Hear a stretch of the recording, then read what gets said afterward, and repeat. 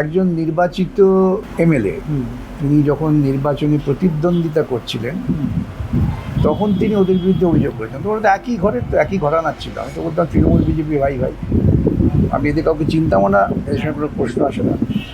তো এখন নির্বাচনে জেতার পরে ওদের বিরুদ্ধে একটা লম্বা অভিযোগ। কী অভিযোগ? না, ওদের প্রচুর বেআইনি সম্পত্তি হয়েছে। আর প্রচুর বেআইনি সম্পত্তি হয়ে থাকলে তার বিরুদ্ধে যে আইনগত ব্যবস্থা নেওয়া নেবে, কিন্তু প্রচুর বেআইনি সম্পত্তি হয়েছে এটা কোনো ক্রিমিনাল অফেন্স না আমাদের সমাজে। কীভাবে সম্পত্তি করেছেন এটা তদন্ত হতে পারে, ইনকাম ট্যাক্স ডিপার্টমেন্ট ধরতে পারেন। যদি আপনি কোনো রকম রাহাজানি করে থাকেন তাহলে সেটা নিয়ে এনফোর্সমেন্ট ডিরেক্টরেট বা তারা ব্যবস্থা করতে পারেন মানি লন্ডারিংয়ের ক্ষেত্রে। কিন্তু সাধারণভাবে উনি জমি কিনেছেন, জমি বেচেছেন, এগুলো আমার বোধে এটা কোনো ক্রিমিনাল অফেন্স নয়। আচ্ছা, সুতরাং তাদের বিরুদ্ধে এফআইআর হয়েছে। সে এফআইআর যখন হয়েছে সভাপতি তারা গ্রেপ্তারের আশঙ্কা করেছেন, সেদিনই আদালতে এসেছেন।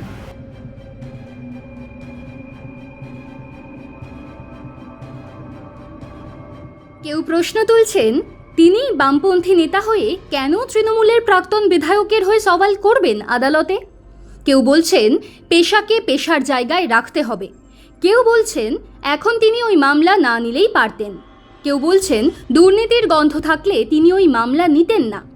যে যাই বলুন না কেন, এই মুহূর্তে রাজ্য রাজনীতিতে প্রবল চর্চায় সিপিআইএমের নেতা তথা সিনিয়র আইনজীবী বিকাশ রঞ্জন ভট্টাচার্য। তৃণমূলের বিধায়িকা অদিতি মুন্সি ও তাঁর স্বামী দেবরাজ চক্রবর্তীর হয়ে হাইকোর্টে একটি মামলায় সওয়াল করেছেন তিনি।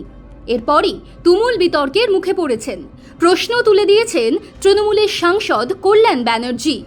এমনকি সিপিআইএমের দলের অন্দরেও প্রশ্ন তুলেছেন কেউ কেউ। যদিও যাবতীয় প্রশ্ন উড়িয়ে দিয়েছেন বিকাশ ভট্টাচার্য, কিন্তু তাতেও থামছে না বিতর্ক। কিছুদিন আগে তিনি ছিলেন রাজ্যসভার সদস্য।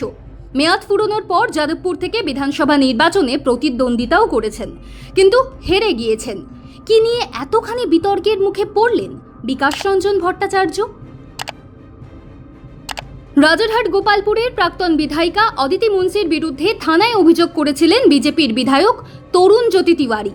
তিনি অভিযোগ করেন নির্বাচনী হলফনামায় অদিতি সঠিক তথ্য দেননি, বিপুল সম্পত্তির হিসেব দেননি, জমি বিক্রির তথ্য উল্লেখ করেননি হলফনামায়।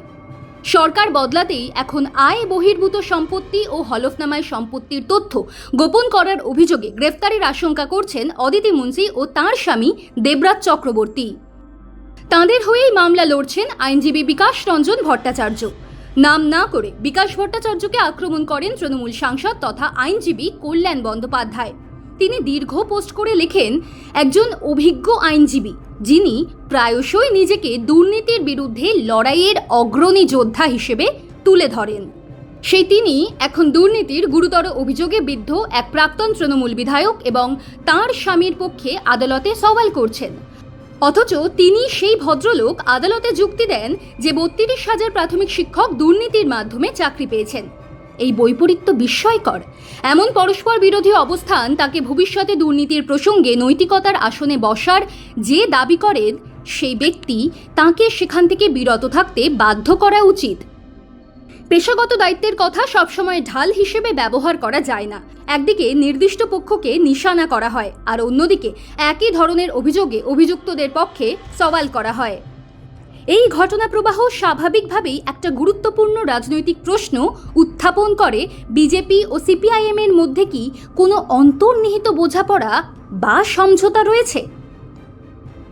নাট্যকার তথা সিপিএম সমর্থক সৌরভ পালোধিও ফেসবুকে পোস্ট করে লিখেছেন, যে পার্টির চুরি আর দুর্নীতির জন্য আপনার পার্টির হাজার হাজার কর্মী খুন হলো, তাদের চুরি যে চুরি নয় এটা প্রমাণ করতে আপনি কোর্টে লড়বেন? এটাকে আবার আপনি আপনার কাজ বলে ন্যারেটিভ সেট করবেন? এটা কেমন কমরেডশিপ? আমরা রইলাম আমাদের আদর্শ আঁকড়ে, পার্টির খারাপ সময় থেকে পার্টির সমর্থক, জিতেছে বলে আখের গোছানোর জন্য পার্টি সমর্থক হইনি। আমরা রইলাম সিপিএম আঁকড়ে। আপনি প্রার্থী ছিলেন অনেকবার, আপনি আপনার শত্রু শিবিরের হয়ে কোর্টে সওয়াল করবেন। আপনার শুধু কাজ আছে, সুদীপ্ত মৈদুলের কোনো কাজ ছিল না। মামলা লড়ার সপক্ষে বিকাশ রঞ্জন ভট্টাচার্য বলেছেন, মামলা লড়ব না কেন?